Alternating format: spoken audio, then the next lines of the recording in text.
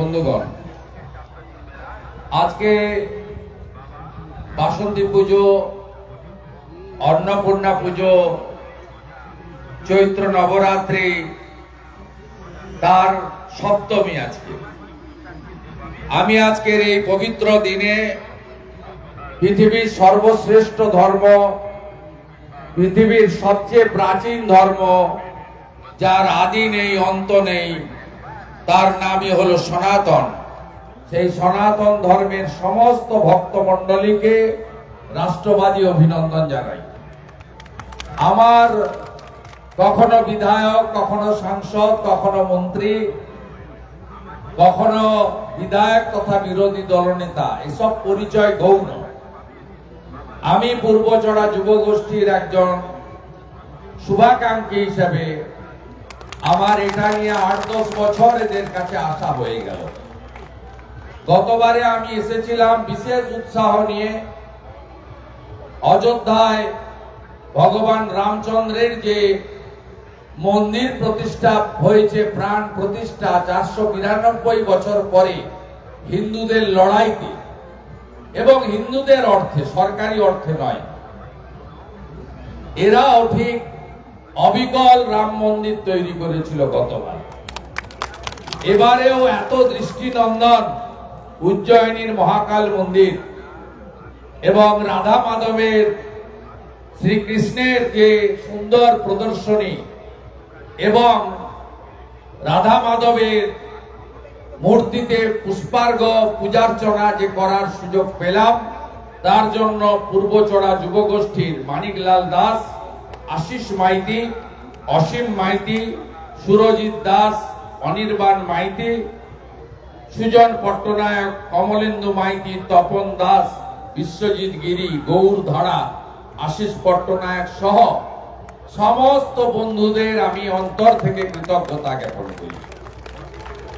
আমি ধন্যবাদ জানাই আমার সাথী বিধায়ক, শিক্ষক, তরুণ শান্তনু প্রামাণিককে, রাষ্ট্রবাদী প্রচারক তাপস দোলইকে, খেজুরি ২-এর ভূমি কর্মাধ্যক্ষ ভাতৃপ্রতিম পবিত্র দাসকে, রাষ্ট্রবাদী প্রচারক সুমন ভাইকে, রবীন ভাইকে, এখানকার উপপ্রধান সনদ ভাইকে, অরুণাভ সঞ্চালক ভাইকে, তিনি তো আপনাদেরই একজন। তা আমি সকলকে, সম্মানিত মঞ্চ আর যাদের নাম রয়ে গেল, প্রত্যেককে আমি আন্তরিক অভিনন্দন জানাই। আমি শুধু বলবো, হিন্দুরা আপনারা এক হন। এটা রাজনীতির বিষয় নয়, এটা অস্তিত্বের লড়াই। বাংলাদেশ দেখেছেন ৬০০ মন্দির ভেঙে দিয়েছে। ৪৭-এ যেদিন দেশ ভাগ হয় ৩৩ ভাগ হিন্দু ছিল, আজকে ৭% হিন্দু। ১৯৫১ জনগণনায় আমরা বাংলায় ৮৫ ভাগ হিন্দু ছিলাম, আজকে ৬৭ ভাগ হিন্দু। দয়া করে আপনারা একজোট হন। জাতপাত থাকবে, ব্রাহ্মণ, ক্ষত্রিয়, বৈশ্য, শূদ্র, মতের আলাদা পথ থাকবে, রামকৃষ্ণ মঠ ও মিশন, ইস্কন, বৈষ্ণব, গড়িয়া মঠ, আর্য সমাজ, ভারত সেবাশ্রম, কিন্তু সবার উপরে সনাতনকে রাখুন, রাষ্ট্রবাদকে রাখুন, নইলে আমাদের নিজেদের অস্তিত্ব আজকে বিপন্ন হয়ে যাবে। কেন দুর্গা ঠাকুর ভাঙবে? কেন মা সরস্বতী পুজোয় বাধা হবে? কেন এগুলো হবে? কিছুদিন আগে অন্য ধর্মের মানুষরা তাদের উৎসব, তাদের বড় পরব পালন করলো, কোথাও কোনো ঘটনা ঘটেনি, কোথাও কোনো সনাতনীরা কাউকে বাধা দেয়নি। এটা আমাদের ধর্ম শেখায় না। কেন রামনবমীকে কেন্দ্র করে এত হুঙ্কার, পুলিশের এত বিধিনিষেধ, ডিজে বাজবে না, সংখ্যা নিয়ন্ত্রণে রাখতে হবে, এত দফা আন্ডারটেকিং দিতে হবে? আরে দেশের নাম ইন্ডিয়া, ভারত পরে, প্রথম নাম হচ্ছে হিন্দুস্তান। ৪৭-এ দেশ ভাগ হয়েছিল দ্বিজাতি তত্ত্বের ভিত্তিতে, পাকিস্তান এবং ভারতবর্ষ। তাই হিন্দুস্তানি হিন্দুদের ধর্ম পালনের ক্ষেত্রে এই যে বিধিনিষেধ, এর জন্য আমাদের এক হতে হবে। আমরা অনেক কিছু চাওয়া পাওয়ার জন্য ভয় ভীতি নিয়ে, আমার ঘরে তো কিছু হয়নি, ও তো মোথাবাড়িতে হয়েছে, এই যে আমাদের মধ্যে এই বোধ, এটা কাটাতে হবে। কাল যাহা মোথা বাড়ি, আজ তাহা আমার বাড়ি, আগামীকাল তাহা আপনার বাড়ি। এই যে এটা যদি না ভাবেন হিন্দুরা, তাহলে হিন্দু ধ্বংস হয়ে যাবে। আপনি ভাবতে পারেন হেড়িয়াতে একটা সমবায়ের ভোট হয়েছে, আমি সে প্রসঙ্গে যাব না, অরাজনৈতিক মঞ্চ, সব দলের লোক আছে, কিন্তু সেখানে দাঁড়িয়ে বলবে চণ্ডীপুরের একটা ছানা হিন্দু হটাও। আরে ভাই, হিন্দুর সঙ্গে তো এর কোনো সম্পর্ক নেই। তুমি যদি তৃণমূল করো বিজেপি হটাও বলবে, তুমি যদি বিজেপি করো তৃণমূল হটাও বলবে, তুমি যদি সিপিএম করো তৃণমূল বিজেপি দুটোকে হটাও বলবে। কিন্তু হিন্দু হটাও বলছো কেন? হেড়িয়ার মতো জায়গায় দাঁড়িয়ে প্রকাশ্যে হিন্দু হটাও বলছো কেন? এই যে ক্ষমতা, এই যে সাহস, এটা অন্য কাউকে করতে পারবে? আমরা এত সংখ্যায় থাকার পরেও আমরা যদি নিজেদের মধ্যে বিভাজন রাখি, নিজেদের মধ্যে ব্যক্তিগত ইগো রাখি, তাহলে আমাদের পরিণতি বাংলাদেশের হিন্দুদের মতো হবে। সবাই ভালো থাকবেন। পূর্বজোড়া যুব গোষ্ঠী স্বামী বিবেকানন্দের মন্ত্রে চরৈবতী চরৈবতী বলে এগিয়ে চলুক।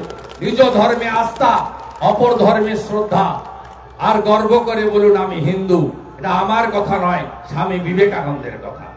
এটাই মেনে চলুন। আগামী 6 তারিখে সোনাচূড়ার গাংড়াতে একটি বড় রাম মন্দির নির্মাণের ভূমি পূজন হচ্ছে। নন্দীগ্রামের প্রথম হিন্দু শহীদ দেবব্রত মাইতির স্ত্রী, তিনি এর ভূমি পূজন করে শিলান্যাস করবেন। আমি খেজুরির সমগ্র মানুষকে সকাল 10টায় সোনাচূড়ায় যে বিরাট মাপের রাম মন্দির নির্মাণ হতে চলেছে, আসার আমন্ত্রণ জানাচ্ছি। যাওয়ার পথে আমি স্থায়ী যে মণ্ডপ আছে, যেখানে এবারে 12.5 লক্ষ টাকা একজন দিয়েছেন, ভাবতে পারেন হিন্দুরা মরে যায়নি, হিন্দুরা কৃপণ হয়ে যায়নি, হিন্দুরা ধর্ম রক্ষা করতে চায়। যা গীতায় বলে গেছে, ধর্ম রক্ষতি রক্ষিত। একজনই 12.5 লক্ষ টাকা দিয়ে একটা মূর্তি দিয়ে দিয়েছেন এখানে। আমি নবমীর দিন মনোরঞ্জন দাস তাকে প্রণাম করি। আমি সেই দিন মায়ের মূর্তি দর্শন করে সোনাচূড়া যাব। আর 30 এপ্রিল অক্ষয় তৃতীয়ার দিন সকাল 10টায় কাঁথিতে একটি বড় হিন্দু সম্মেলন হচ্ছে। যজ্ঞ পূজন ভাগবত কথা হবে, গোটা রাজ্যের সন্ত সমাজ আসবে। আপনারা সব হিন্দুরা মাথায় তিলক কেটে, গলায় তুলসী, যাদের আছে তুলসী রেখে, মায়েরা শাঁখা পলা শঙ্খ নিয়ে 1 লক্ষ হিন্দুর যে সমাবেশ হচ্ছে, যজ্ঞ পূজন ভোজন হচ্ছে, সবাই অংশগ্রহণ করবেন 30 এপ্রিল কাঁথি রেল স্টেশনের মাঠে। এই দুটি আমন্ত্রণ রেখে আমার কথা শেষ করলাম। সবাই খুব ভালো থাকবেন। সত্য সনাতন ধর্ম কি? সত্য সনাতন ধর্ম কি? জয় শ্রীরাম, জয় জয় শ্রীরাম। ধন্যবাদ জানাবো আমাদের শুভেন্দু বাবু।